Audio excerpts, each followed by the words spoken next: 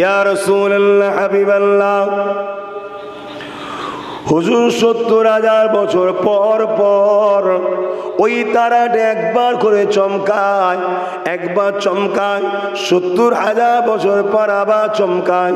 ইয়া রাসূলুল্লাহ, হাবিবাল্লাহ, এইভাবে ওই তারাটাকে আমি 72,000 বার দেখেছি। আল্লাহ নবী বলল, জিবরিল, ওই তারাটা হলো তোমার নবী মুহাম্মাদুর রাসূল। তাহলে আমার নবীর বয়স কত?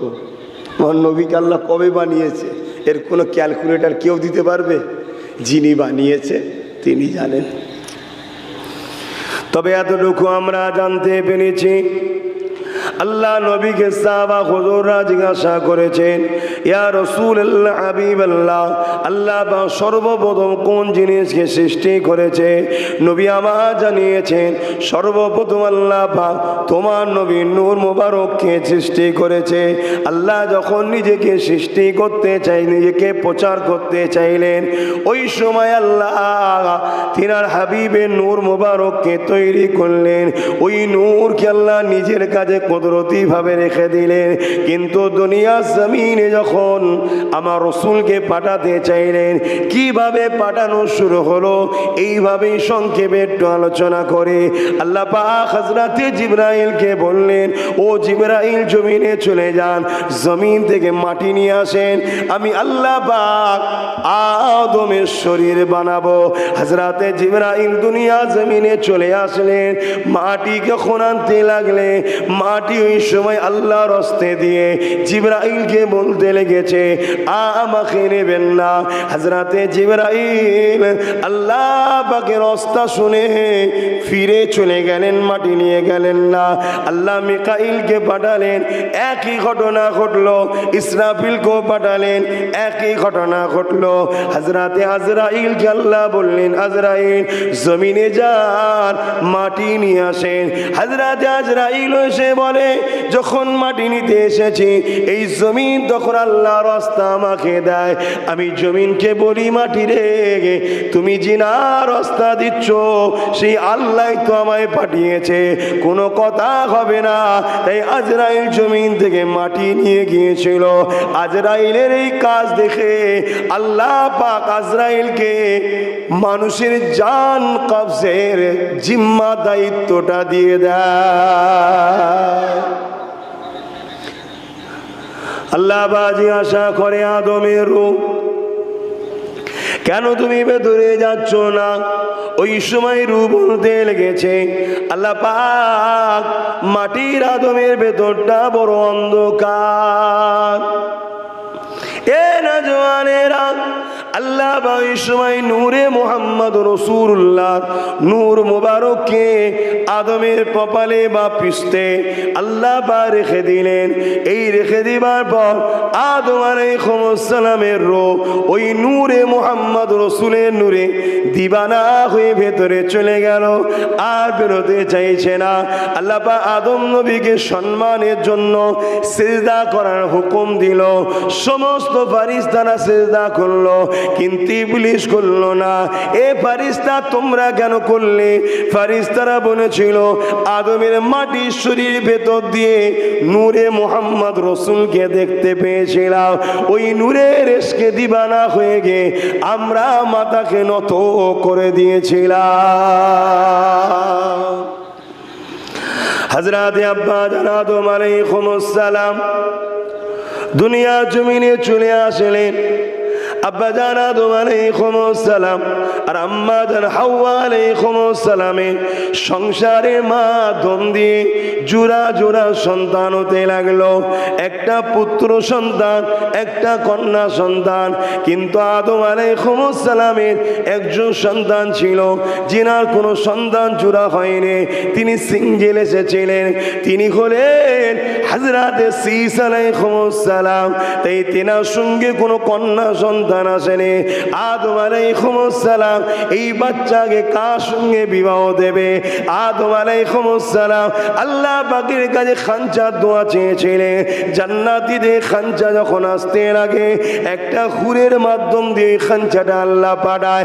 আদম আলাইহিস সালাম ওই হুরের হাতকে ধরে ফেলে বলে, আল্লাহ এই হুরকে আমার বেটার বউ বানাতে চায়। আল্লাহ পাক দোয়া কবুল করে নেয়।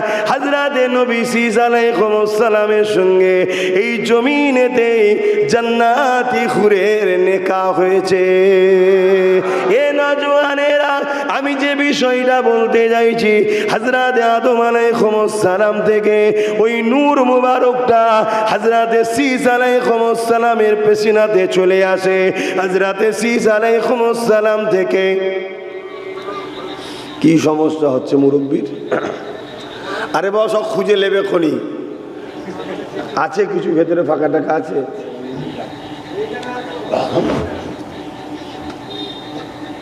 কোনো জায়গায় ফাঁকা থাকে একটু দেখে বসিয়ে দেন না তাড়াতাড়ি।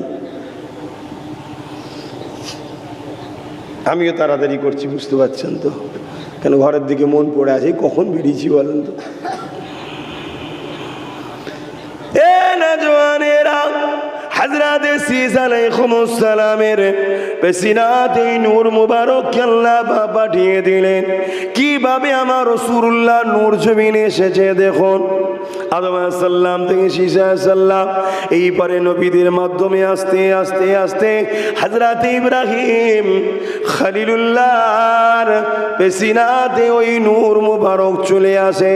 এই জন্যই তো ইব্রাহিম নবীকে যখন আগুনে ফেলা হয়েছিল, আল্লাহ তো অবশ্যই হুকুম করেছে, ঠিকই কথা, কিন্তু মনে রাখবেন ওই নূরে মুহাম্মদ রাসূল থাকার কারণে তাফসীর খুলে দেখেন ইব্রাহিম নবীকে আগুন পোড়াতে পারবে না। ওই ইব্রাহিম আলাইহিস সালাম থেকে ওই নূরটা হযরত ইসমাইল জবিউল্লাহ হুজুরের গায়ে চলে যায়।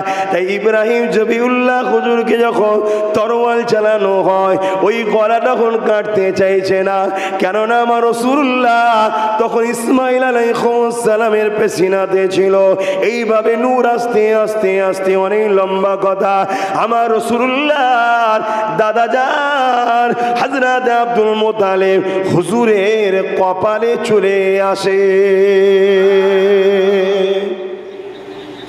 এত সুন্দর লাগছে দেখতে হুজুরের দাদাকে। পুরো মক্কার মানুষ হুজুরের দাদা আব্দুল মুত্তালিব হুজুরকে সর্দার বানিয়ে দিয়েছে। জোরে বলুন সুবহানাল্লাহ। এসব কার সম্মানে হচ্ছে? আমার রসুলের সম্মানে হচ্ছে।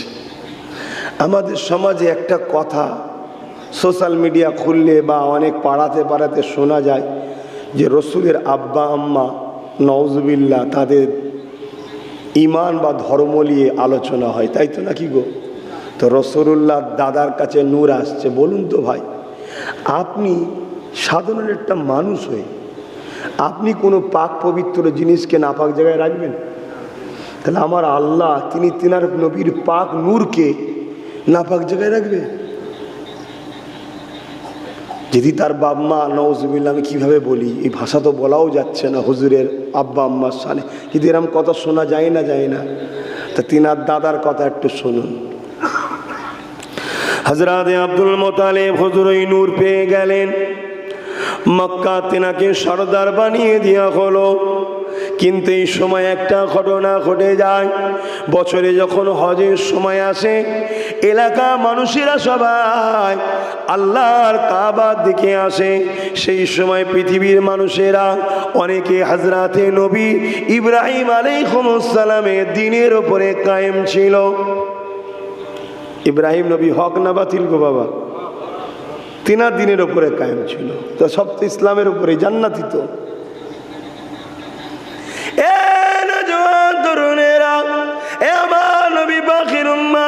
উম্মতিগণেরা ওই সময় দেখা যায় হজের মৌসুমেতে এই ভিড় দেখে সেই সময় এমন একটা জালিম বাদশা ছিল আবরাহা বাদশা, ওই বাদশাহ তার সৈন্য সামন্তকে পাঠিয়ে মক্কা খবরটা নেয় মক্কায় এত কেন ভিড় হয়। ওই সময় খবরটা বাদশাকে গিয়ে দেওয়া হয় মক্কায় একটা ঘর আছে, ওই ঘরটার নাম হলো বাইতুল্লাহ।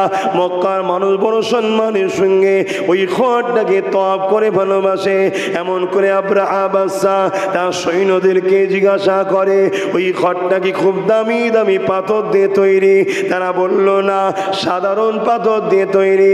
তাহলে এক কাজ করো, আমার দেশে পৃথিবীর দামি দামি পাথর দিয়ে একটা ঘর বানাও এবং দুনিয়ার মানুষকে মেসেজ দিয়ে দাও কাবায় যেতে হবে না, ওর থেকে দামি ঘর আবরাহা বানিয়েছে, ওই জায়গাতে আসতে হবে।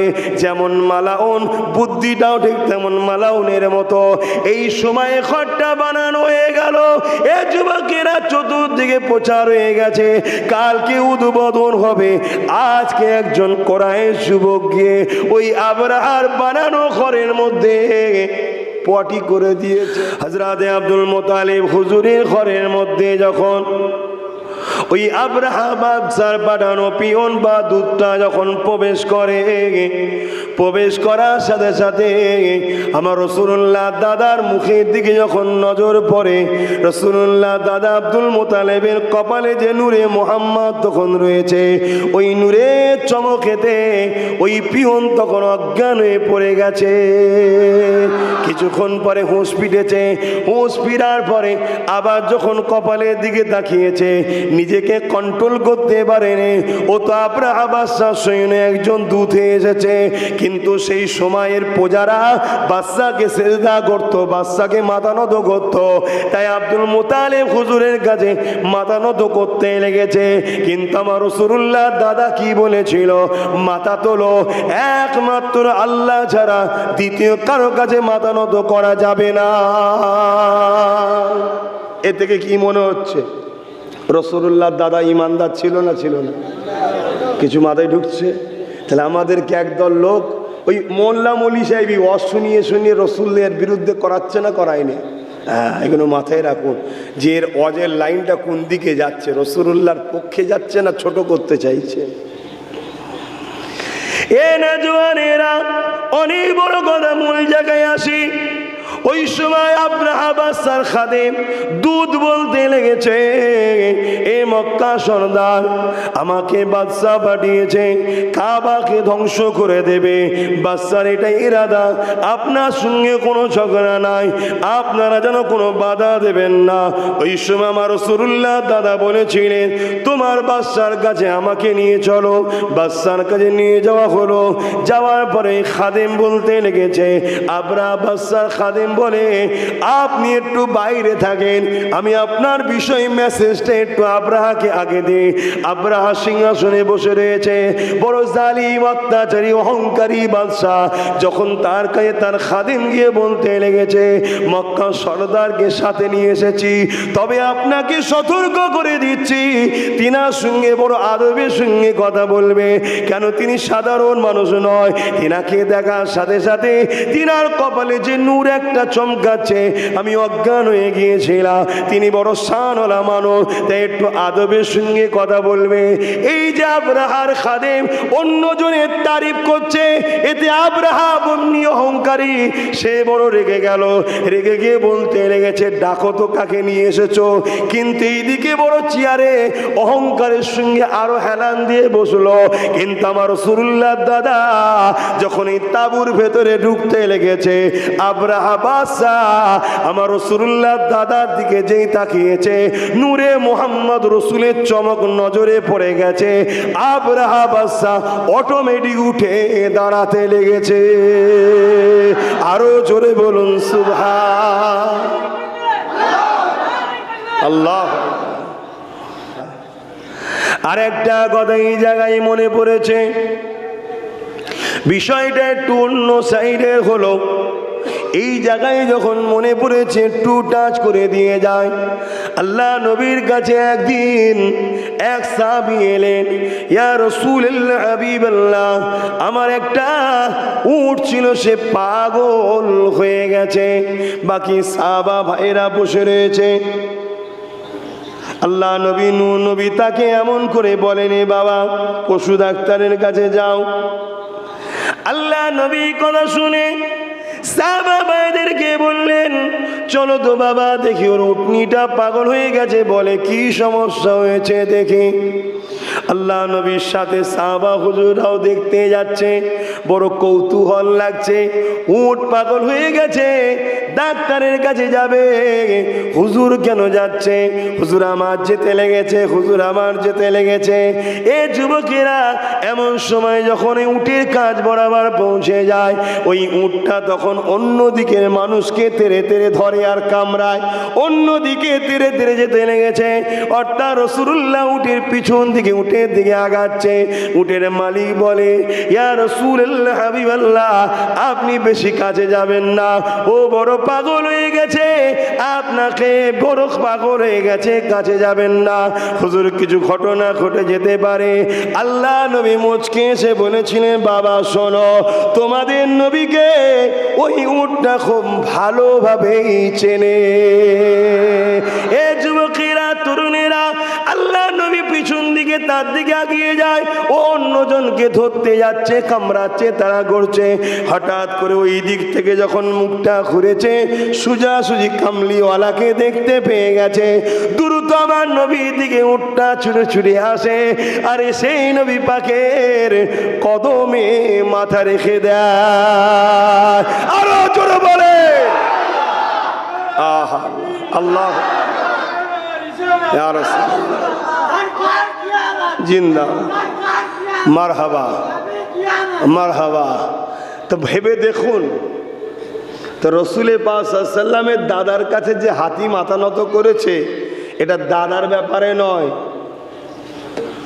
দাদার যে কপালেতে সিনাতে যে নূরে মোহাম্মদ রসুল তখন রয়েছে, ওই ইশকে। কথা বুঝে আসছে? এ নওজোয়ান তরুণেরা, এইভাবে হযরত আব্দুল মুত্তালিব হুজুরের কাছ থেকে ওই নূর মোবারকটা হযরত আব্দুল্লাহ হুজুরের পেশিনাতে আল্লাহ পাঠিয়ে দেয়। কিন্তু এখানে একটু সাইডে যাচ্ছি। হযরত আব্দুল মুত্তালিব হুজুর, তিনার 10 জন বা 11 জন সন্তান ছিল। এমন করে জমজম পানির কূপে পাথর আটকে গিয়ে পানি আসা বন্ধ হয়ে যায়। ওই পাথর যখন খুলতে যায়, মানুষ বাধা দিয়ে দেয়। হযরত আব্দুল মুত্তালিব নিয়ত করেছিল, আল্লাহ আপনি যদি আমার বাচ্চাগুলোকে জন করে দেন, বড় করে দেন, এদের নিয়ে আমি পাথর খুলবো।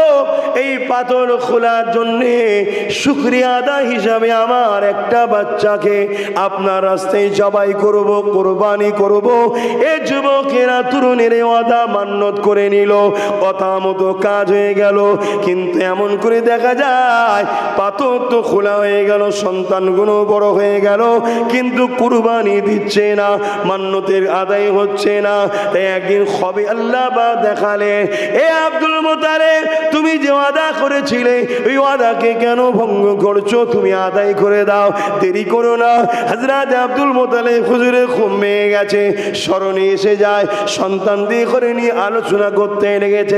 প্রতিটা সন্তান শোনার পরে বলে, আব্বা জান, আপনি আমাকে আল্লাহর রাস্তায় কুরবানি করো।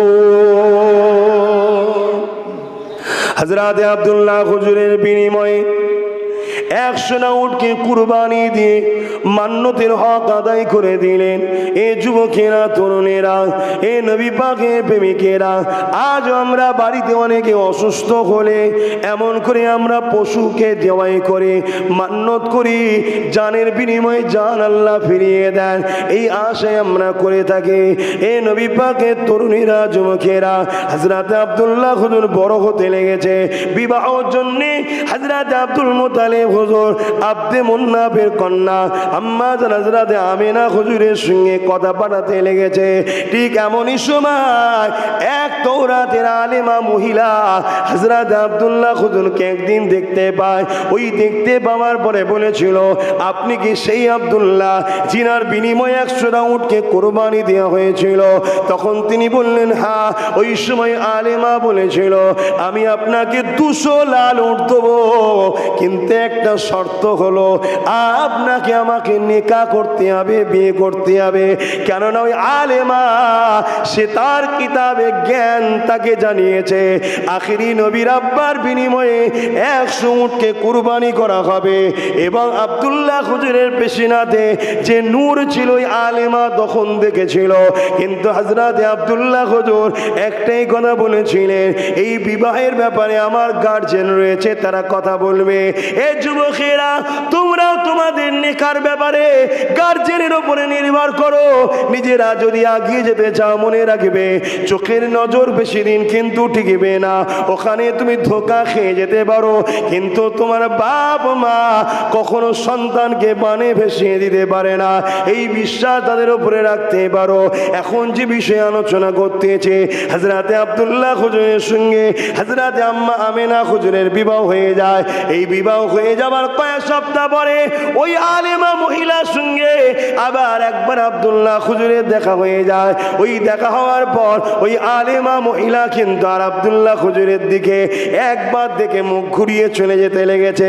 ওই সময় আব্দুল্লাহ হুজুর বলতে লেগেছে, এ আল্লাহ পাকের বান্দি রে, কিছুদিন আগে তো তুমি আমাকে 200 উট দিয়ে নেকার প্রস্তাব দিয়েছিলে, আজ আমার দিকে তাকিয়ে মুখ ঘুরিয়ে চলে যাচ্ছ কেন?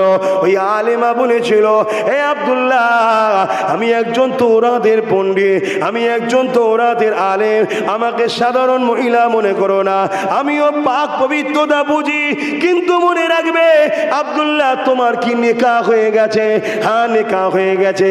আব্দুল্লাহ, সেদিন তোমার কপালে যে নূর চমকেছিল আমার কিতাব প্রমাণ করেছিল তোমার কাছে আখিরি নবী রয়েছে। এই আখিরি নবীর মা হবার তামান্নায় আমি তোমাকে বিয়ের প্রস্তাব দিয়ে দিয়েছিলাম। আব্দুল্লাহ জানতে পারি কার সঙ্গে বিয়ে হয়েছে। হযরতে আব্দুল্লাহ হুজুর বলে, আব্দে মুন্নাফের কন্যা আমিনার সঙ্গে। ওই মহিলা চোখ ভরা পানি নিয়ে বলে, মুবারক হোক আমিনাকে, যিনি সৈয়দুল মুরসালিনের মা হয়ে গেছে। আরো জোরে বলুন সুবহান। আম্মা জান আমিনা বলেন, মাস কয়েক মাস 3 থেকে 4 মাস আব্দুল্লাহ সঙ্গে সংসার করলাম। কাজের জন্য শাম দেশে আব্দুল্লাহ চলে গেল।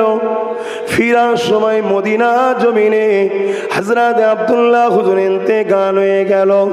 এই খবর যখন মক্কা জমিনে আসে, দাদা বড় দুঃখ পেতে লাগলো। আমার রাসূলুল্লাহ দাদা আব্দুল মুত্তালিব বড় ব্যথা পেতে লাগলো। দাদি জানো ব্যথা পেতে লাগলো। সবাই ব্যথা পেয়েছে, কিন্তু আম্মা মেজান আমিনা হুজুর বড় ব্যথা পেতে লাগলেন, বড় কষ্ট পেতে লাগলেন। দিনের বেলা কান্নাকাটি করতে গেলে কেউ না কেউ সান্ত্বনা দিয়ে থামিয়ে দেয়। তাই রাতের আধারে আম্মা বড় রাজারি কাঁদাকাটি করে স্বামীর জন্যে।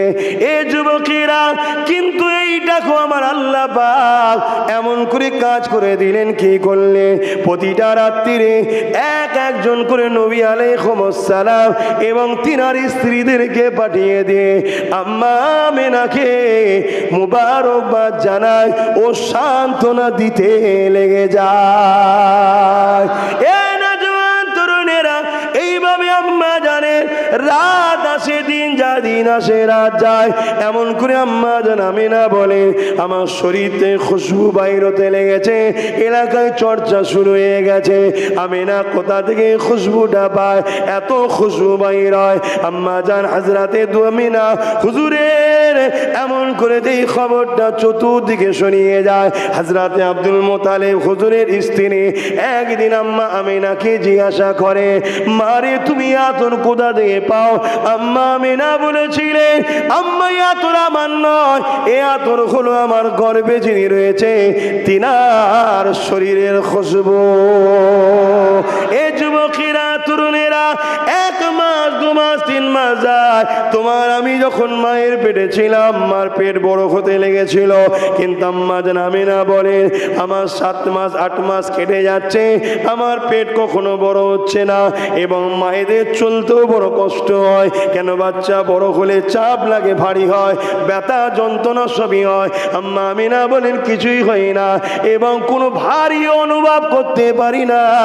ও আম্মা আমিনা, কি করে আপনি ভারী অনুভব করবেন? কেননা আপনার গর্ভে তো নূরওয়ালা নূর ছিল। আরো জোরে বলুন সুবহান।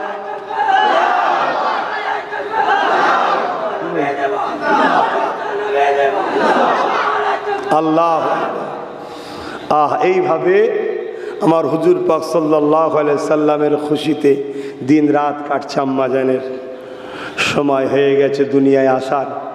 আজ থেকে 570 খ্রিস্টাব্দে 12ই রবিউল আউয়াল সোমবার শবে সাদেকের সময়, এই মাসের 12ই রবিউল আউয়াল সোমবার শবে সাদেকের সময় দোনো জাহানের সুলতান নবীদের নবী আহমদ মুস্তফা মোহাম্মদ মুস্তফা সাল্লাল্লাহু আলাইহি সাল্লাম তিনি দুনিয়ায় তাশরীফ এনেছিলেন। জোরে বলুন সুবহান। আম্মা জান হযরত আমিনা হুজুর বলছেন আমার ঘর আলোকিত হয়েছে, মাগরিব থেকে মাশরিক পর্যন্ত আলোকিত হয়েছে। হযরতে জালালউদ্দিন সুয়ুতি খাসাসুল কুবরার মধ্যেও লিখছে পুরো পৃথিবী আলোকিত হয়ে গিয়েছিল। জোরে বলুন সুবহানাল্লাহ। শুধু এই জায়গায় নয়, আমার নবী পাক সাল্লাল্লাহু আলাইহি ওয়াসাল্লাম এমন করে যখন হযরতে দুদমা হালিমা হুজুরের ঘরে ছিলেন, তরুণেরা আমাদের সমাজে আর একটা মেসেজ শোনা যায়, 40 বছর আগে নাকি আমার নবী ছিল না। বলুন নাউজুবিল্লাহ। কিন্তু আপনাদের সাধারণ জ্ঞানকে জিজ্ঞাসা করি, মুজিজা কাদের দ্বারা হয়? জোরে বলুন। হযরত ঈসা আলাইহিস সালাম পাখি তৈরি করে তার গায়ে হাত বুলিয়ে দিচ্ছে, পাখি উড়ে চলে যাচ্ছে। মরা মানুষের কবরের কাছে গিয়ে বলছে কুম বিইজনিল্লাহ, ওঠো আল্লাহর হুকুমে। মরা উঠে ঈসা নবীকে সালাম দিচ্ছে। হযরত দাউদ আলাইহিস সালাম লোহাতে হাত দিচ্ছে, লোহা নরম হয়ে যাচ্ছে, কোনো মেশিন লাগতো না, যেমন খুশি ডিজাইন করত। হযরতে এমন করে দাউদ আলাইহিস সালামের মুজিজা এটা। এইভাবে এক একটা সময় এক একটা নবী আলাইহিস সালামকে আল্লাহ মুজিজা দিয়েছে। কেননা মুজিজা দ্বারা মানুষকে নবীরা আজিজ করবে। যেমন মুসা আলাইহিস সালামকে আল্লাহ একটা লাঠি দিয়েছিলেন, ওই লাঠিটা ছেড়ে দিলে সাপ হয়ে যেত, ওই লাঠিটা পাথরে আঘাত দিলে পানির ঝর্ণা 12টা বেরিয়েছিল। এই যুবকেরা মুজিজা নবীদের দ্বারা হয়। আমার নবী পাক সাল্লাল্লাহু আলাইহি ওয়াসাল্লাম যখন দুনিয়া জমিনে আসলেন, হযরত আব্দুল্লাহ হুজুর একদিন এলাকার মানুষকে নিয়ে ওয়াজ করতে লেগেছে, নবীর মিলাদ করতে লেগেছে। আল্লাহ নবী ওখানে পৌঁছালেন। হযরত আব্বাস রাদিয়াল্লাহু তাআলা রাসূলুল্লাহকে সাথে আলোচনা করতে লেগেছে এলাকার মানুষেরা। এটা ঘরের কথা তোমাদেরকে বলি, আমি আব্বাস আমার শিশু নবীকে ছোটবেলা থেকে দেখে আসছি। আল্লাহ নবী একদিন খোলা আকাশের নিচে রয়েছে, শুয়ে রয়েছে, চৌদ্দবীর চাঁদ এমন করে পূর্ণিমার চাঁদ উঠেছে। আমার রাসূলুল্লাহ ওই চাঁদের দিকে উংলি ইশারা করে যখন ডান দিকে বলে ডান দিকে যায়, যখন উংলিটা বাঁদিকে ইশারা করে বাঁদিকে যায়। আমি আব্বাস আমার মনে হয় ওই চাঁদ যেন আল্লাহ আমার নবীর জন্য খেলনা বানিয়ে দিয়েছে। আরো জোরে বলুন সুবহান। এটা কি মুজিজা নয়? নবীদের দ্বারা যে অলৌকিক ঘটনা ঘটে ওটাই তো মুজিজা। এ না জওয়ান তরুণেরা, এ নবী পাকের প্রেমিকেরা, শুধু এটা একবার নয়। আল্লাহ নবী দুদমা হালিমা ঘরে যখন আমার রাসূলুল্লাহ গিয়েছিলেন, হযরত সুহাইবা তিনি বলতে লেগেছে আমি আমার শিশু নবী মুহাম্মদ রাসূলকে করে নিয়ে এক পূর্ণিমা চাঁদের রাত্রে বাইরে বেরোলাম। রাসূলুল্লাহকে কোলে নিয়ে বসে রয়েছে, শিশু নবী আমার কোল থেকে নিয়ে আগুনের ইশারা করতে লেগেছে আর মুচকে মুচকে আসতে লেগেছে। কিসের জন্য মুহাম্মদ রাসূল হাসে? আমি আসমানের দিকে মুখটা তুলে দেখলা, আহারে রসুল আমার উংলির ইশারা যেদিকে খেলায় চাঁদও সেদিকে হেলে, যেদিকে হিলায় চাঁদ সেদিকে হেলে। এক পদে আমার রসুলকে চাঁদ খুশি করার জন্য খেলনা হয়ে নাচতে লেগেছে। এ যুবকেরা, তরুণেরা, বড় হয়ে তো নবী আমার দুনিয়ার জমিন থেকে দাঁড়িয়ে আসমানের চাঁদকে তো দুটুকরো করে দিয়েছে। শুধু দুটুকরো করেছে তা নয়, এক টুকরো হয়ে যে এক ফালি পাহাড়ের এই প্রান্তে দাঁড়িয়েছে, আর এক ফালি ওই প্রান্তে গিয়ে দাঁড়িয়েছে। কিছু সময় নয়, অর্ধেক রাত পর্যন্ত এইভাবে দাঁড়িয়েছিল। এই যুবকেরা শুনে রেখে দাও, ওই যে আকাশের চাঁদ দেখছো ওটাও তো রাসূলুল্লাহ নূর থেকেই তৈরি হয়েছে। এ যুবকেরা, তরুণেরা, বাবেরা, আমার হিন্দুস্তানের জমিনে কেমন করে কেরলের জমিনে এক বাচ্চা ছিল, চিরামান বাচ্চা। সে তখন গরমের সময়তে ফাঁকে বেরিয়েছিল চাঁদনি রাতে, বাইরে বেরিয়ে আনন্দ করছে, বসে আছে সাথীদের নিয়ে। আকাশের চাঁদ কাবার জমিন থেকে দুটুকরো হচ্ছে, রাসূলুল্লাহ করছে। এই দৃশ্যটা দেখে সে বড় ঘাবড়ে গিয়েছিল, কিন্তু তারিখটাকে নোট করে রেখেছিল। পরবর্তী সময় হযরতে মালিক হুজুর যখন হিন্দুস্তানের জমিনের কেরলে ব্যবসা করতে আসে, ওই কেরলের রাজা জিজ্ঞাসা করেছিল, এ মালিক রে, এরকম ঘটনা ঘটেছিল। হযরতে মালিক বলেছিলেন, ওটা আমাদের নবী নূহ নবী আল্লাহর বন্ধু এমন করে জমিনে দাঁড়িয়ে আকাশে চাঁদকে দুটুকরো করেছিল। এই কথা শুনে রাজা দেরি করেনি, সঙ্গে সঙ্গে রেডি হয়ে যে মক্কার জমিনে চলে যায়, ইমানের কলেমা পড়ে নেয়। বাড়িতে ফিরার সময় রাস্তায় আল্লাহ হাওয়ালে চলে যায়, অর্থাৎ ছিল সে কাফের। রাসূলুল্লাহর মুজিজা দেখে ভারতের জমিন থেকে আজিজ হয়ে গেল, ইমানের কলেমা পড়ে আল্লাহর জান্নাতি মানুষ হয়ে চলে গেল। এই জন্যে মুজিজা দেখানো হয়, এই জন্যে মুজিজা আল্লাহ নবীদেরকে দিয়েছে, যেটা দেখে মানুষ আজিজ হবে, অ্যাট্রাকশন হবে। এ যুবকেরা, তরুণেরা, আমার নবী পাক সাল্লাল্লাহু আলাইহি ওয়াসাল্লাম দুনিয়ার জমিনে এসেছে, নবী হয়ে এসেছে। তার আগেও নবী ছিল, যখন কিছুই ছিল না তখনও নবী ছিল। তাই তো নবী যখন দুধমা হালিমার উটনিতে উঠলো, উটনি তখন শক্তিশালী হয়ে গেল, এটাও তো মুজিজা। যখন হালিমার ঘরে গেল, কুয়াতে পানি ছিল না, পানি পরিপূর্ণ হয়ে গেল, এটাও তো মুজিজা। যখন বকরির দুধের পাটে দুধ ছিল না, রাসূলুল্লাহ পৌঁছালো, দুধ ভর্তি হয়ে গেল, এটাও তো মুজিজা। এ যুবকেরা, তরুণেরা, তার আগে রাসূল যখন আম্মা আমিনা করেছিল, গর্ভে ছিল, পেটে ছিল, পাক শরীরে ছিল, আম্মা আমিনা যখন কুয়ার কাছে যায়, ওই কুয়া থেকে সালাম আসতে লেগেছে, দেখছে পানি ভূমিকম্প সময় যেমন ফলে, কুয়া থেকে ফুলে ফুলে কানা এসে যায়, আর বলতে লেগেছে, আমিনা রে, আসার কি দরকার ছিল, ডাকটা দিলেই তো ঘরে পৌঁছে যেতাম, কেননা তোমার গর্ভে যিনি রয়েছে তিনি তো আমাদেরও নবী। আরো জোরে বলুন সুবহান আল্লাহ। ইয়া রাসূলুল্লাহ, ইয়া রাসূলুল্লাহ, আল্লাহ। তরুণেরা, হযরতে নবী ঈসা আলাইহিস সালাম আল্লাহ পাকের কাছে জান্নাতি খানা চাইলেন। আল্লাহ পাক জান্নাত থেকে মায়দা নামক একটা খানা আপনি পাঠান। জান্নাতি দস্তরখান চলে আসতে লাগলো। ঈসা আলাইহিস সালাম বলতে লাগলেন, আল্লাহ যেদিনে জান্নাতি খানা আসবে ওই দিনটা আমাদের জন্য ঈদের দিন হয়ে যাবে,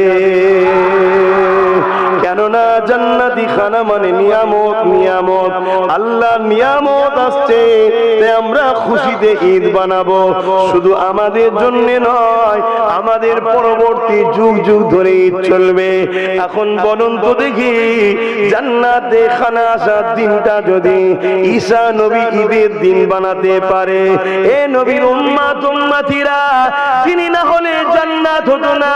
সেই নবী পাক যেদিন এসেছে ওই দিনটা আমাদের জন্য ঈদের দিন হওয়া উচিত আছে না নাই? আওয়াজ দিয়ে বলুন, তারা আমার সঙ্গে একমত, হাত তুলে বলুন, নারে তাকবীর, নারে তাকবীর। শুধু ঈদের দিন হবে না, সব থেকে বড় ঈদ হবে, বলবেন না আব্বা? হ্যাঁ, সব থেকে বড় ঈদের দিন হলো 12 রবিউল আউয়ালের দিন। জোরে বলুন সুবহানাল্লাহ। তাহলে এই দিনে আপনারা সবাইকে ঈদ মুবারকবাদ দিয়েছেন? কি গো দিয়েছেন? ঈদুল ফিতরে দেন তো, ঈদুল আজহাই দেন তো, তাহলে এই দিন দিলেন না কেন? মানে আপনাদের ঘরে গুমরা বানিয়ে রাখা হয়েছে। তাহলে সামনে বছর বেঁচে থাকলে দেবেন তো? কথা বলেন। আমি বড় পাওয়ারলে বলে যাচ্ছি, রুহে জমিনের ওপরে কোন মায়ের লাল যদি থাকে আমার কথাকে কেটে দেবে, আমি তার সাথে বসতে রাজি আছি। সামনে বছর বেঁচে থাকলে একে অপরের বন্ধু আত্মীয় স্বজনকে সবাইকে দেবেন 12 রবিউল আউয়াল শরীফের ঈদ মোবারক। জোরে বলুন সুবহানাল্লাহ।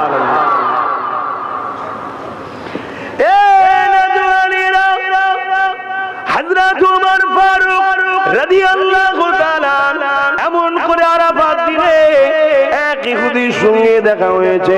ওই ইহুদিটা ওমর ফারুককে বলতে লেগেছে, ও হযরত ওমর ফারুক, আপনাদের উপরে একটা আয়াত নাজিল হয়েছে, ওই আয়াতটা যদি মুসা আলাইহিস সালামের উপরে নাজিল হতো, কেন ইহুদিরা মুসা নবীকে মানে দাবিদার, ওই যদি আয়াতটা নাজিল হতো ওই দিনটাকে আমরা ঈদ বলে ঘোষণা দিতাম, ওই দিনটাকে আমরা ঈদ বলে বানাতাম। কি আয়াত! আল্লাহ নবীর উপরে আল্লাহ আয়াত নাজিল করে দিলে, হে আমার হাবিব, আমি আপনার জন্য দিনকে মুকাম্মেল কামেল করে দিলাম, ইসলামকে কমপ্লিট করে দিলাম, আর বাড়ানো যাবে না, কমানো যাবে না, কমপ্লিট করে দিয়েছে আল্লাহ। এই আয়াতটা যদি আমাদের উপরে নাজিল হতো, ওই ইহুদি ধর্ম লোকটা বলছে, ও হযরত উমর, আমরা তাহলে ওই দিনটাকে ঈদ হিসাবে বানাতাম। হযরত ওমর ফারুক রাদিয়াল্লাহু তাআলা মুচকে এসে কি বলেছিলেন, এই ইহুদি শুনে রেখে দাও, যেদিন ওই আয়াতটা নাজিল হয়েছিল ওই দিন আমাদের জন্য আগে থেকে দুটো ঈদের দিন ছিল। কটা ঈদের দিন? দুটো দুটো। কোন দিন ছিল? ওই দিনটা আরাফাত দিন ছিল, অর্থাৎ 9 জিলহজের দিন। ওই 9 জিলহজের দিন তোমার আমার জন্য ঈদের দিন, কেননা আল্লাহ পাক 365 দিনের মধ্যে ওই আরাফাত দিনের সব থেকে বেশি দোয়া কবুল করে, এবং ওই দিনটা ছিল জুম্মার দিন, তাই ওই দিনটা হলো ঈদের দিন। তাহলে আমরা কি পেলাম? ঈদুল আজহা ঈদের দিন, ঈদুল ফিতর ঈদের দিন, জুম্মার দিন ঈদের দিন, আরাফাত দিন ঈদের দিন। ঈসা নবী বানালেন যেদিন জান্নাতে খানা এলো আল্লাহ নিয়ামত পাওয়ার জন্য ঈদের দিন। আর একটুখানি আগিয়ে চলেন, মদিনার জমিনে আমার রাসূলুল্লাহ যখন গেলেন, ইহুদিরা দেখতে লেগেছে আশুরার দিনে খুশি বানাচ্ছে, ঈদ বানাচ্ছে, উৎসব করছে। আল্লাহ নবী তাদেরকে জিজ্ঞাসা করলো, এই দিন কেন তোমরা খুশি বানাও? ওই ইহুদিরা বলতে লাগলো, জালিম অত্যাচারী ফিরাউনের হাত থেকে আমার কওমকে আল্লাহ এই দিন রক্ষা করেছিল, এই জন্য আমরা শুকরিয়া আদায় করে এই দিনটাকে ঈদ বানাতে লেগেছে। এ দুনিয়ার মানুষ জালিম ফিরাউনের হাত থেকে মুসার উম্মতের রিহাই পাওয়ার জন্য ওই দিনটা যদি ঈদ বানাতে পারে, তামাম পৃথিবীর সমস্ত শিরক বিদআত অন্যায় খারাপি থেকে আল্লাহ যে বাড়ি রবিউল আউয়ালে রাসূলকে বানালে, যে রাসূলের আসার দিনের ওসিলায় আমরা নবী পেয়ে সমস্ত বুরাই থেকে বাঁচলাম, অন্যায় থেকে বাঁচলাম, ইনশাআল্লাহ জাহান্নাম থেকে বেঁচে গেছি। যে নবীর খাতিরে, সেই নবীর দিনটা আমাদের কাছে কেন ঈদের দিন হবে না? শুধু ঈদ নয়, সব থেকে বড় ঈদের দিন। আরো জোরে বলুন সুবহান। একদিন হুজুর নবাবী শরীফে ঢুকছে, আর ওই ইহুদি যুবক বললেন, হুজুর আমি তো ভেতরে যাব না, এটা আপনাদের ধর্মস্থান, আপনারা যাবেন, কিন্তু আমার একটুখানি গোলামি করার শখ, আপনার জুতোটাকে আমি একটু আদর করে বুকে নিয়ে দাঁড়িয়ে থাকবো। আল্লাহ নবী বলেন, না বাবা, এটা তোমায় করতে হবে না। ইহুদি যুবক কাঁদে আর বলে, হুজুর এই চান্সটা আমার থেকে কেড়ে নেবেন না। জোরে বলুন সুবহানাল্লাহ।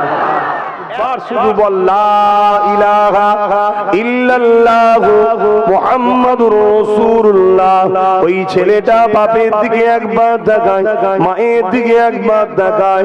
এই রকম ভাবে যখন তাকাতে লেগেছে, বাপ বলে উঠেছে, বাবা ছেলে দেরি করিস না, আমি মুহাম্মদ রাসূলের নাম শুনেছিলাম, না দেখে দুশমনি অনেক করেছি, ছোট বড় কথা বলেছি, আজ আমার বাড়িতে এসেছে, আমি নাকে দেখছি, আর আমার মুসার উপরে যে কিতাব এসেছিল তওরাত, ওই কিতাবের সঙ্গে মিলাতে লেগেছে। কেননা তওরাত কিতাবে আমার নবীর বয়ান রয়েছে, আলোচনা রয়েছে, বর্ণনা রয়েছে। এ বাবা ছেলে, আমি তোর বাপ বলি শোন, ওই মুসা নবীর উপরে যে তওরাত কিতাব এসেছে, ওই তওরাত কিতাবে যে আহমদ নবী আখেরি নবী হবে, ইনি হলেন সেই আখেরি নবী মুহাম্মাদুর রাসূল।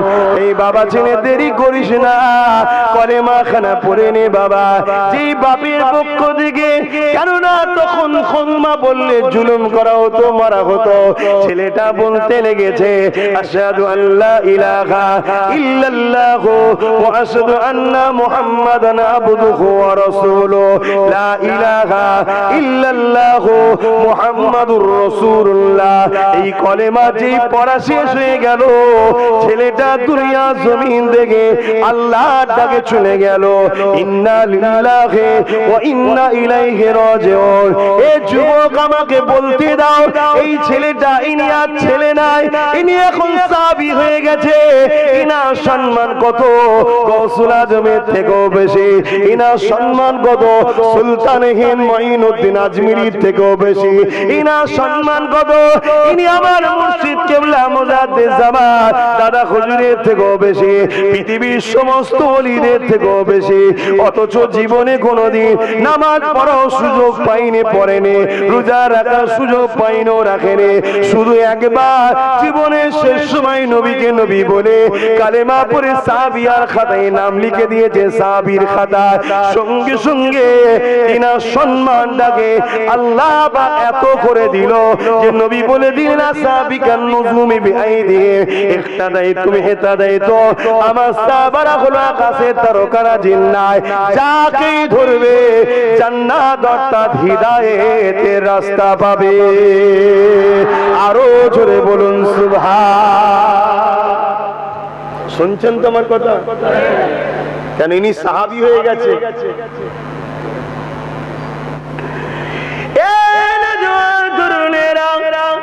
আল্লাহ নবী চাচা জান হযরত আব্বাস রাদিয়াল্লাহু তাআলা তিনি নিজের এলাকার মানুষদেরকে দাওয়াত দিলেন। কি দাওয়াত দিলেন? বাবারা তোমরা সবাই চলে আসো বাবা, আল্লাহ শ্রেষ্ঠ নিয়ামতের আলোচনা হবে বাবা, রাসূলুল্লাহর মিলাদের আলোচনা হবে বাবা, নবী কিভাবে এসেছে সেই আলোচনা হবে বাবা, নবী শিশুবেলায় কি ঘটেছে সেই আলোচনা হবে বাবা। এমন করে এলাকার মানুষেরা আল্লাহ নবীর চাচা জান হযরত আব্বাস হুজুরের দাওয়াতে চলে আসলেন। সবাই বসে গেল। আল্লাহ নবী চাচা জান ওয়াজ করতে লেগেছে। কি ওয়াজ করতে লেগেছে? বাবারা আমার রহমাতুল লিল আলামিন যখন দুনিয়া জমিনে আসবে, রাত আল্লাহর কাছে বলতে লেগেছে, ও রব্বি আল্লাহ, আপনার বন্ধুকে রাতের ভাগে পাঠাবেন, আমি রাত নিজেকে ধন্য মনে করব।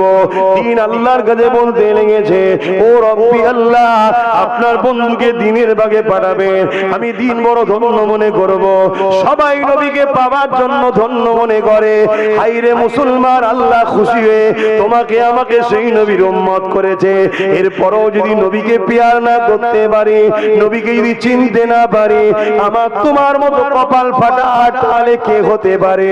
তাই বলে দিয়ে যায় আল্লাহ নবী চাচা যান হযরত আব্বাস রাদিয়াল্লাহু তাআলা এইভাবে ওয়াজ করতে লেগেছে।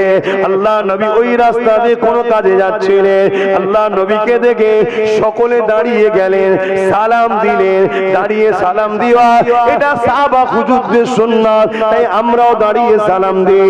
এ যুবকেরা, তরুণেরা, আল্লাহ নবী নবীকে সাহাবা হুজুররা বললেন, ইয়া রাসূলুল্লাহ হাবিবাল্লাহ, হুজুর আপনি আমাদের মাহফিলে একটু আসুন, আমরা আপনার শিশুবেলার আলোচনা করছি, মিলাদের বয়ান করছি, এলাকার মানুষকে শোনাচ্ছি। আল্লাহ নবী বড় খুশি হয়ে গেলেন। খুশি হয়ে কি বলেছিলেন?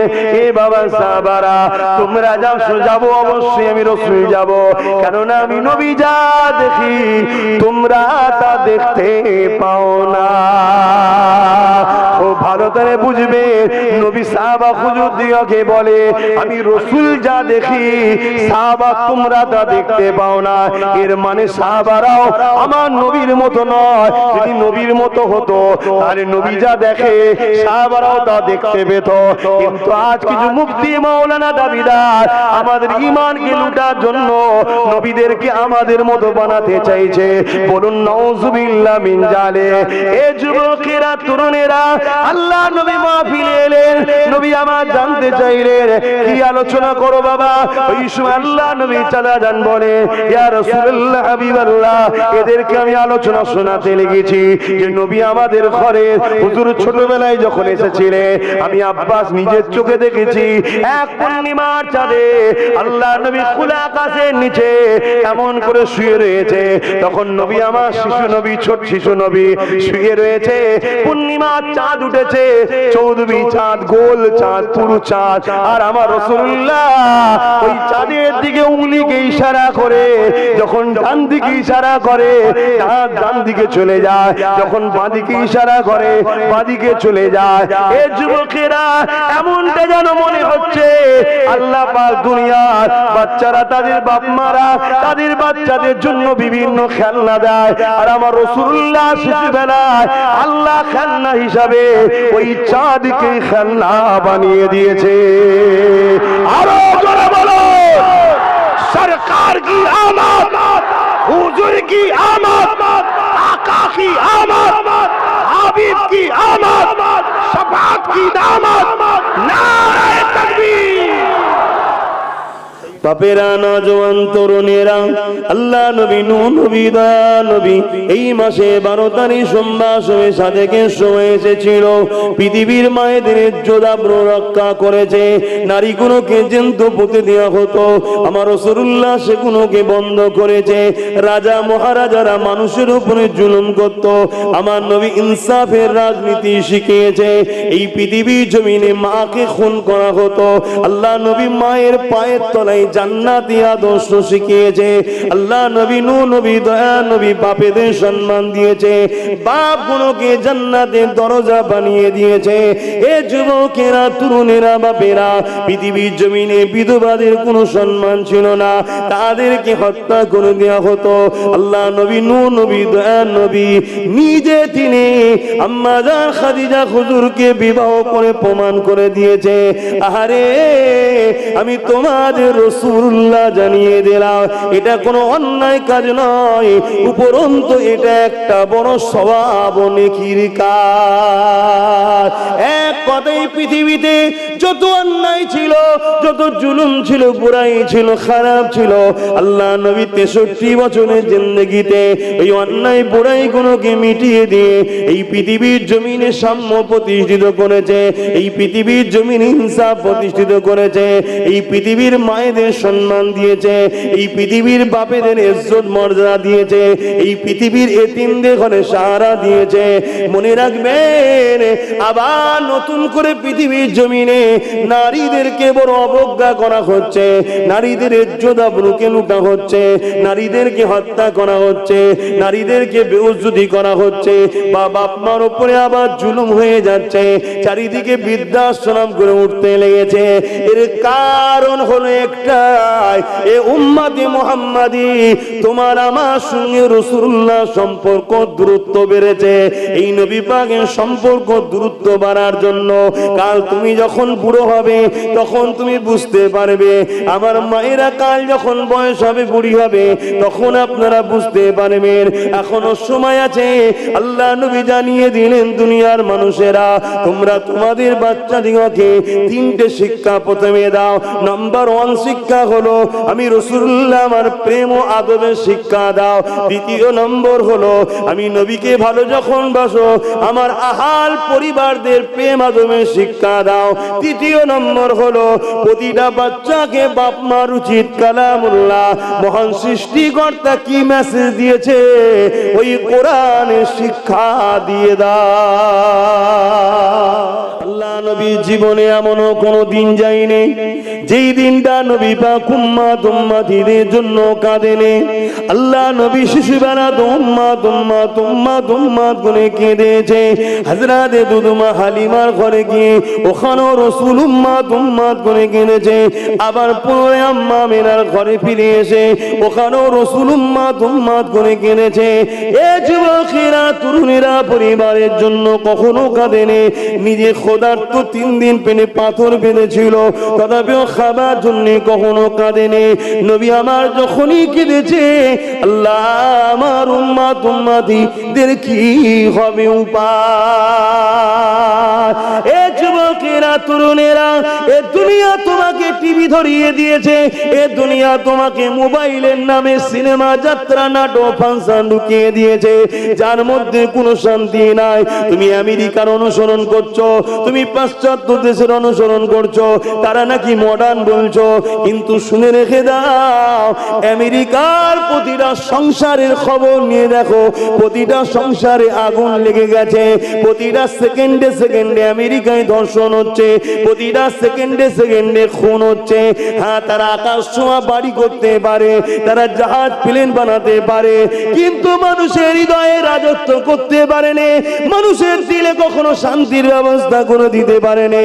অথচ আমার আমিন আল্লাহ তিনি পৃথিবীর জমিনের মানুষদের অন্তরে শান্তির রাস্তা দেখিয়েছে। আরো জোরে বলুন সুবহান।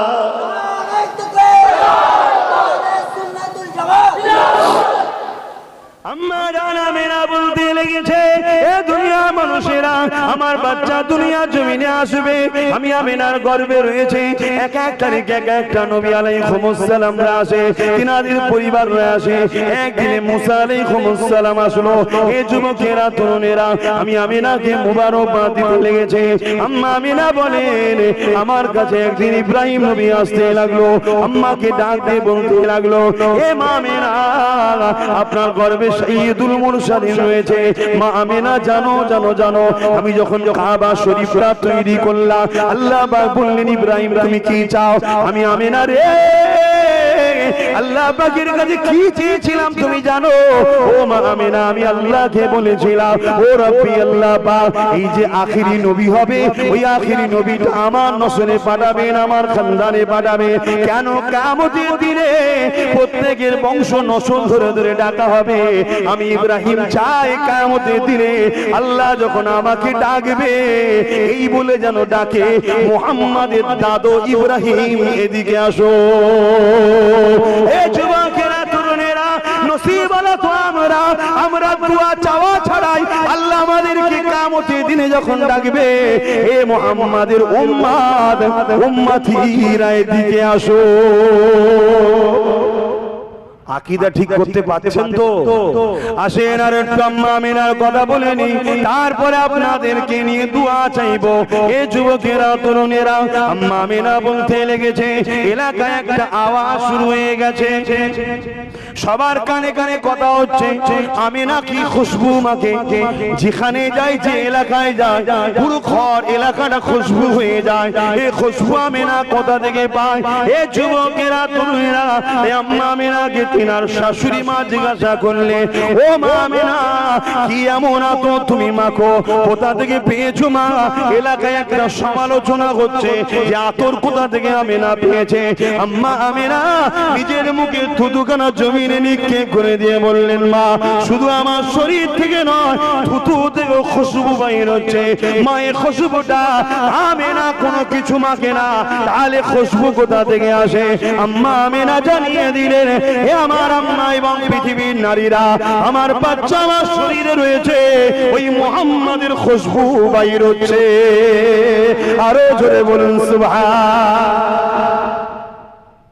এ যুবকেরা আল্লাহ নবী দুনিয়ায় তাশরীফ এনেছিলেন, 570 খ্রিস্টাব্দে 12 রবিউল আউয়ালে সোমবার শুভেচ্ছা থেকে সময় আজ থেকে কিছু কম বেশি 1450 বছর আগে ওই সময় পৃথিবীর জমিনে আসমান জমিন গাছপালা তরুলতা পশু পাখি তামাম মখলুকাত খুশি হয়েছিল।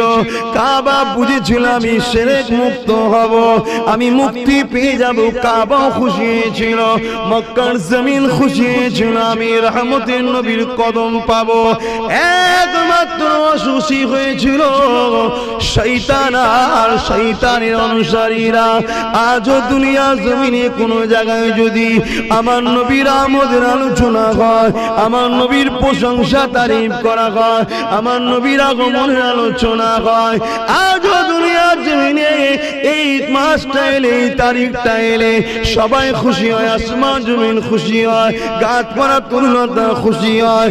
আজকের দিনও শুধুমাত্র খুশি হয় না, ইবলিস শয়তান আর তার চালারা না জানি আমার আপনার কারণ তোরটাতে ইবলিস দখল করে রেখেছে আমার জানা নাই। আপনি নিজের অন্তরকে প্রশ্ন করে দেখুন, আর যদি না ফিলে আপনি খুশি না হন, আমার নবীর আলোচনায় যদি খুশি না হন, আমার নবীর আলোচনার মাহফিলে যদি আনন্দ না পান, মনে রেখে দেবেন আপনার অন্তরটা আস্তে আস্তে ইবলিসের কবজায় চলে গেছে। এই জায়গা থেকে আপনাকে ফিরে আসার রাস্তা আছে, ওই রাস্তাটা হলো উযকুরুল্লাহ যিকরান কাসীরা। আল্লাহ নামে বেশি বেশি করে জিকির করে অন্তরে ধাক্কা দিতে হবে। আল্লাহ আল্লাহ আল্লাহ আল্লাহ আল্লাহ আল্লাহ আল্লাহ, এইভাবে আল্লাহর পবিত্র জাত নামকে ডেকে ডেকে অন্তরকে পবিত্র করতে হবে। কেননা পৃথিবীর একটা মানুষ জান্নাত যেতে পারবে না যদি তার অন্তরে রসুলকে রসুল চিনে জানের থেকে বেশি ভালোবেসে আদব করে যদি মেনে না নেয়, সে কোনোদিন আল্লাহ পাকের জান্নাতে যেতে পারবে না। কেননা জান্নাতে সে যাবে যে আমার আল্লাহর দোস্তকে ভালোবাসবে।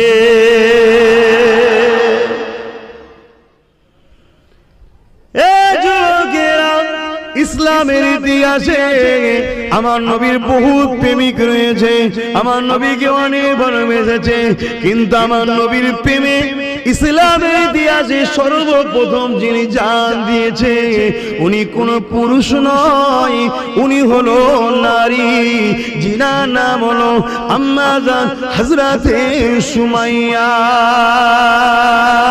এ যুবকেরা, আম্মা সুমাইয়ার অপরাধ কি ছিল? আম্মা সুমাইয়ার অপরাধ একটাই হলো, আবু জেহেলের দল ছেড়ে দিয়ে আমার রাসূলুল্লাহ দলে চলে গিয়েছিল। এই জন্য আবু জেহেল বলেছিল, সুমাইয়া রে, মুহাম্মদকে ছেড়ে দাও না, তোমাকে অনেক জুলুম করা হবে। আম্মা সুমাইয়া বলেছিল, যত জুলুম করো না কেন আমি মুহাম্মদ রাসূলকে ছাড়বো না, আমি আমার আল্লাহকে ছাড়বো না। এই ঈমানদারেরা, ঈমান কাকে বলে বোঝার চেষ্টা করে। ঈমান শুধু মুখে বললে হয় না, মুহাব্বত করি। আল্লাহ পাক কঠিন পরীক্ষা নেবে, ওই পরীক্ষায় পড়ে গিয়ে খাবরে গেলে হবে না, ওই পরীক্ষায় পড়ে গিয়ে ধৈর্য হারা হলে হবে না। আম্মা সুমাইয়া দেখিয়ে দিল বিশ্বের মানুষকে ঈমান কাকে বলে, ঈমানদাররা কেমন হয়। আর আমার আল্লাহ দেখিয়ে দিল, এ সুমাইয়া রে, কিয়ামত যতদিন হবে দুনিয়া জমিনে আমার একটাও যদি ঈমানদার থাকে, সুমাইয়া তোর আলোচনা হতে থাকবে। কেন তুই আমাকে প্রেম করেছিস, আমার হাবিবকে প্রেম করেছিস, কিয়ামতের শেষ দিন পর্যন্ত তোর আলোচনা হবে। ফুরফুরার আব্বাস সিদ্দিকও তোর আলোচনা করবে, তাই তো করছি আজকে। আর তোর আলোচনা শোনার জন্য হাজার হাজার পাগল বসে থাকবে, তাই তো আপনারা বসে আছেন আমার আলোচনা শুনবেন। ইতিহাস তৈরি অত সহজে হয় রে বাবা। আম্মা জান কে আবু জেহেল কি করলো? বাজারের বীজখানে লোকেদের সামনে অর্থ উলঙ্গ করে দিল। বেউজ্জতি ব্যাপার, অর্ধ উলঙ্গ করে বলেছিল সুমাইয়া আল্লাহকে ছেড়ে দে, মুহাম্মাদের দল ছেড়ে দে। আম্মা বলেছিল এ আবু জেহেল, যতই জুলুম করিস না কেন, যতই যাই করিস না কেন, ওটা আমার শরীরের উপরে, জিসমের উপরে করতে পারবি। আমার যে জায়গায় আল্লাহকে বসিয়েছি, আমার যে জায়গায় নবীকে বসিয়েছি, ওই জায়গাতে কখনো তোর চোর চলবে না। ওটা আমার অন্তর, ওটা আমার হৃদয়। এই যুবকেরা এই কথা শুনে আবু জেহেল রেগে গিয়ে ঘোড়া মাগানো দুটো। আম্মা সুমাইয়া দুই পায়ে ভালো করে দড়ি বেঁধে দিল। ঘোড়ার পায়ে দড়ি বেঁধে দিয়ে ঘোড়াকে ছুট কাটাতে লাগলো, আর বুকের উপরে একটা ভারী পাথর চাপিয়ে দিল। নিঃশ্বাসিতে কষ্ট হতেছিল। গরম মরুভূমির বাড়ির উপর দিয়ে আম্মা সুমাইয়াকে টেনে টেনে যেতে নিয়েছে। ভেবে দেখুন তো দেখি, চোখটা বন্ধ করে ভেবে দেখো, যদি আপনাকে বালির উপর দিয়ে টেনে নিয়ে যাওয়া হয়, যে গরম বালিতে মানুষ পা দিতে পারে না, ওই গরম বালিতে আম্মাকে চিৎ করে শুইয়ে দিয়ে টেনে টেনে টেনে টেনে নিয়ে যেতে লেগেছে। ঘোড়া ছুটতে লেগেছে, বুকে আবার ভারী পাথর, দম নিতে অসুবিধা হচ্ছে। পিঠের কোমরের চামড়া কোনো ছিলে ছিলে ছিলে ছিলে ছিলে ছিলে আম্মার ঘাড়ের কাছে জড়ো হয়ে গেছে। তথাপি আম্মার জবান থেকে আল্লাহ আল্লাহ নবীর নাম মুছতে পারেনি।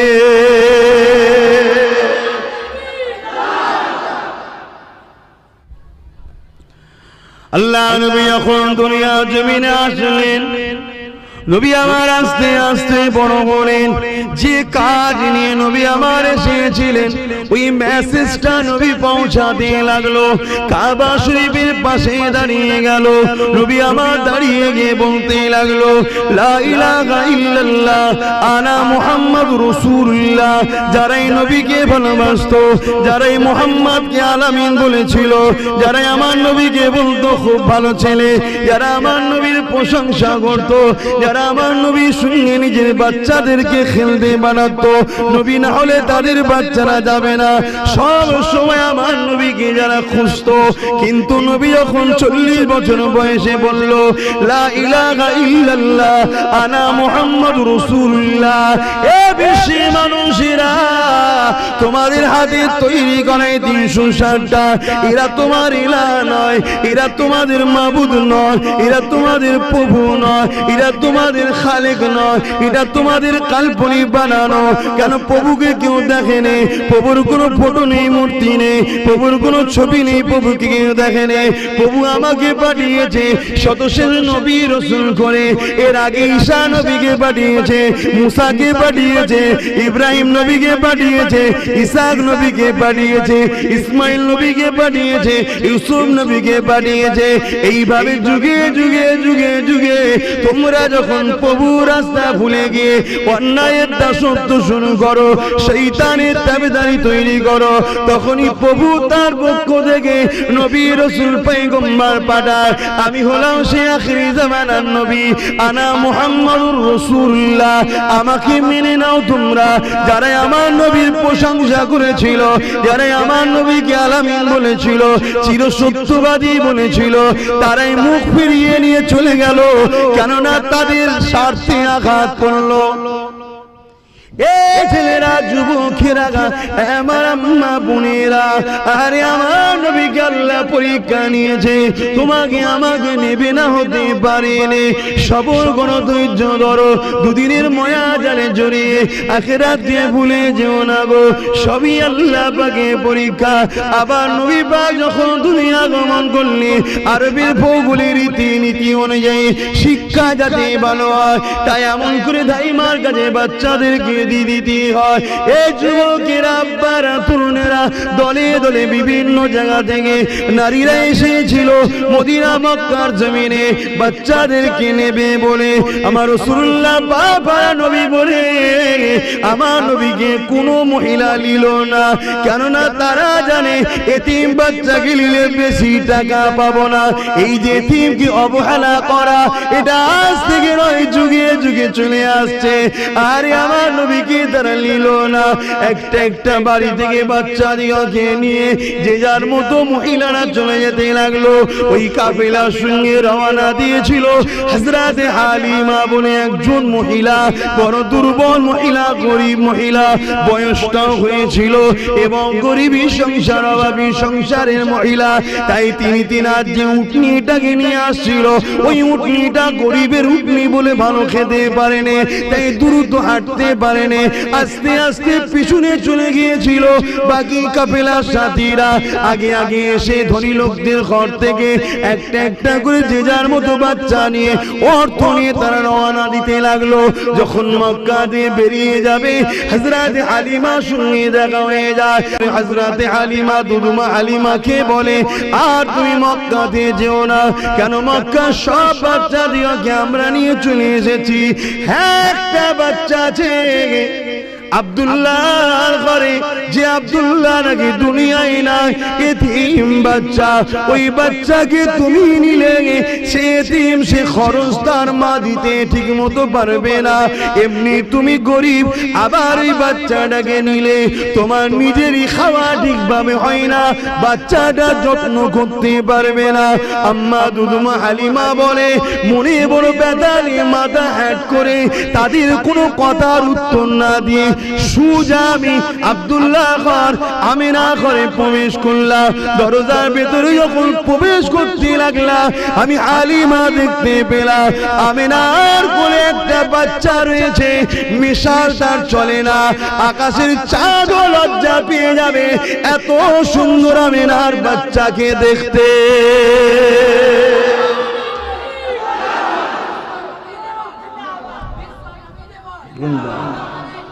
আল্লাহ, এ নবী পাকের উম্মতিরা, শুধু প্রেম করি নবী মানি বললে হবে না, আমার রাসূলুল্লাহর আদর্শে জীবন করতে হবে। দুনিয়ার কাউকে ফলো করলে হবে না, আমার রাসূল যা করেছে তাই করতে হবে। নবী ছাড়া কাকে ধরবেন? কে আছেন নবীর মতো বলুন তো দেখি? কেউ না আমার নবীর মতো।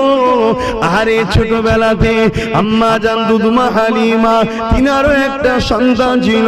নিজের সন্তানকে দুদমা হালিমা বাঁ দিকের স্তনটা পান করাতো, আর আমার রাসূলুল্লাহকে ডান দিকের স্তনটা পান করাতো। একদিন বেখেয়ালে আম্মা হালিমা বলতে লেগেছে, আমি মুহাম্মদকে বাঁ দিকের স্তন পান করাতে গেলাম, আমার বাচ্চাকে বড় খিদা লেগেছিল মুহাম্মদকে, আমি বেখেয়ালে বাঁ দিকের স্তনটা পান করাতে গেলাম। আমার মুহাম্মদ মুখ সরিয়ে দিতে লাগলো, বড় বিরক্ত বোধ করতে লাগলো। আমি অবাক হয়ে গেলাম, খিদে লেগেছে তো বিরক্ত হচ্ছে কেন? যখন আবার ডান দিকের স্তনটা পান করাতে গেলাম, আমার মুহাম্মদ আমার স্তনকে পান করতে লাগলো। আমার মনের মধ্যে একটা কৌতূহল হলো, কি ব্যাপার? আবার বাঁ দিকটা পরীক্ষার জন্য এবারে দিলাম, আমি দেখলাম বাচ্চা মুহাম্মদ মনটাকে মুখটাকে ঘুরিয়ে নিচ্ছে, বড় বিরক্ত বোধ করছে। আবার ডান দিকটা দিলাম, পান করলো। আবার একবার বাঁ দিকটা দিলাম, মুখটা ঘুরিয়ে নিচ্ছে, বিরক্ত বোধ করছে। আবার ডান দিকটা দিলাম, পান করিয়ে দিল। অতএব আমার নবী বিশ্বকে দেখিয়ে দিল, আম্মা হালিমাকেও বুঝিয়ে দিল, মারে আমি মুহাম্মদ আল্লাহ সৃষ্টি অনুযায়ী এক সিস্টেমে আছি, কিন্তু আমি নবী হয়ে আছি। নবীরা কখনো কারো আমানত খেয়ানত করে না, কারণ নবী হলো মডেল। দুনিয়া নবীকে দেখে ফলো করে। আমি আমার ভাই দুধ ভাইয়ের হককে কখনো মারতে পারি না। এ যুবকেরা, মুখে শুধু দাবি করলে হয় না, এর জন্য আরো ফেসে যাচ্ছেন না। আপনি ইসলামের মধ্যে প্রকৃতপক্ষে আসতে পারলেন না, ইসলামের বাইরেও চলে গেলেন, মুনাফিকি হালে রয়ে গেলেন। তাই আমি আপনাদেরকে বলে দিয়ে যাই, উদখুলু ফিস সিলমি কাফা, প্রকৃতপক্ষে তোমরা ইসলামের মধ্যে পুরোপুরি ঢুকে যাও। ইসলামের মধ্যে পুরোপুরি ঢুকে গেলে কি করতে হবে? আল্লাহ কোরআন জানিয়ে দিল, লাকাদ কানা লাকুম ফি রাসূলিল্লাহি উসওয়াতুন হাসানাহ। হাসানা। এ দুনিয়া মানুষেরা, আমি তোমাদের স্রষ্টা জানিয়ে দিই, আমি মুহাম্মদকে তোমাদের জন্য মডেল করেছি। তোমাদের উঠতে বসতে শুতে খেতে চাল চলনে কারবার ব্যবসা বাণিজ্যে লেনদেনে পাড়া প্রতিবেশীর সঙ্গে সম্পর্ক আত্মীয়তাতে মা বাপকে কেমন ভালোবাসবে, স্ত্রীর সঙ্গে কেমন সম্পর্ক হবে, স্ত্রী স্বামীর সঙ্গে কিরকম সম্পর্ক হবে, বাচ্চাদের ঘরে কিভাবে লালন পালন করতে হবে, বাচ্চারা বাপ মাকে কিভাবে ভালোবাসবে, সব কিছুই আমার নবীর থেকে শেখো। আমার নবী ছাড়া অন্য কারো কাছে চলবে না। এ দুনিয়ার মানুষেরা, আমি আল্লাহ পাক তোমাদের স্রষ্টা, তোমাদেরকে হুকুম করি তুমি নামাজ পড়বে আমার নবীর থেকে শেখো, রোজা রাখবে আমার নবীর থেকে শেখো, হজ করবে আমার নবীর থেকে শেখো, যাকাত দেবে আমার নবীর থেকে শেখো, দান খায়রাত করবে আমার নবীর থেকে শেখো, মা বাপকে ভালোবাসবে আমার নবীর থেকে শেখো, পাড়া প্রতিবেশীকে ভালোবাসবে আমার নবীর থেকে শেখো। অন্য ধর্মের মানুষের সঙ্গে কিভাবে ওঠা বসা করবে আমার নবীর থেকে শেখো। তুমি বিজনেস করছো, ব্যবসা বাণিজ্য করছো, দোকানদারি করছো, সব কিছু আমার নবীর থেকে শেখো। মাফ করবেন, ভুল বুঝবেন না। এমনকি তুমি যদি রাষ্ট্র চালাতে চাও, লিডার হতে চাও, রাজনীতি যদি করতে চাও, আমার আল্লাহ জানিয়ে দিল ওইটাও তোমাকে আমার নবীর থেকে শিখতে হবে।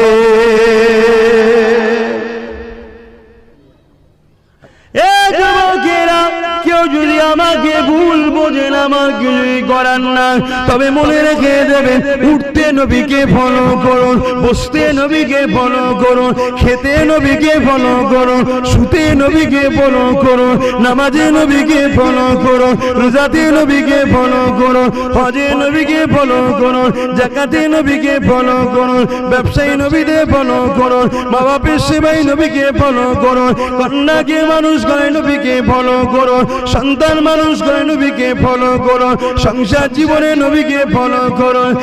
একবারে আপনার জীবনে একটাই উদ্দেশ্য থাকবে, নবী নবী নবী নবী নবী নবী নবী নবী। নবী ছাড়া অন্য কিছু বুঝবেন না, নবী ছাড়া অন্য কিছু বলবেন না, নবী ছাড়া অন্য কিছু দেখবেন না, নবী ছাড়া অন্য কিছু শুনবেন না।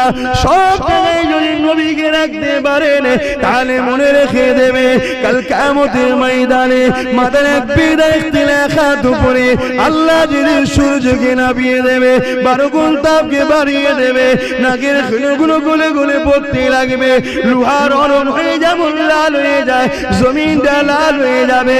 ওই দিনে আপনাকে নবী নবী যদি দুনিয়ায় রাখতে পারে, ওই দিন নবী উম্মত উম্মত উম্মত করবে, ওই উম্মতের খাতাতে আল্লাহ আপনাকে মিলিয়ে দেবে। যেদিন পুলসিরাতটা পার হয়ে জান্নাতে যেতে হবে, ওই পুলসিরাতের নিচে জাহান্নাম রয়েছে, ওই পুলসিরাত পার হয়ে সবাইকে যেতে হবে। আব্বাস খরিবির ঘরের ছেলে, আব্বাস মুজাদ্দিদ জামানের খানদানের ছেলে, আমার জন্য অন্য রাস্তা নয়, ওই পুলসিরাত পার হতে হবে। তোমাদের জন্য ওই পুলসিরাত পার হতে হবে, সবাইকে ওই পুলসিরাত পার হতে হবে। চুলের থেকেও সরু, হিরের থেকেও ধার, ওই দিন দিকে পার হতে পারবে। এই দুনিয়ায় নবী নবী নবী নবী নবী নবী করতে পারো, অর্থাৎ প্রতিটা ক্ষেত্রে নবীকে ফলো করো। এতে বাপ চটে চলে যায়, মা চটে চলে যায়, কেন বাপ্পার আগে নবী। এতে যদি ভাই চটে চলে যায়, বন্ধু চটে চলে যায়, দুনিয়ার আত্মীয় চটে চলে যায়, যে যাই বলে বলুক গিয়ে যা, কিন্তু নবীকে যদি তুমি ফলো রাখতে পারো, মনে রেখে দিও ওই পুলসিরাতের পনের গোড়া দুনিয়ার কারো দাদাগিরি চলবে না, ওখানে নবীর নেতৃত্ব চলবে। পাওয়ার আল্লাহ নবীকে দিয়েছে, ওই জায়গায় নবী পা উম্মত উম্মতি করবে। তুমি যদি দুনিয়ায় সব কাজে নবীকে রাখো, ওই জায়গাতে আমার নবী তোমাকে পার করিয়ে দেবে।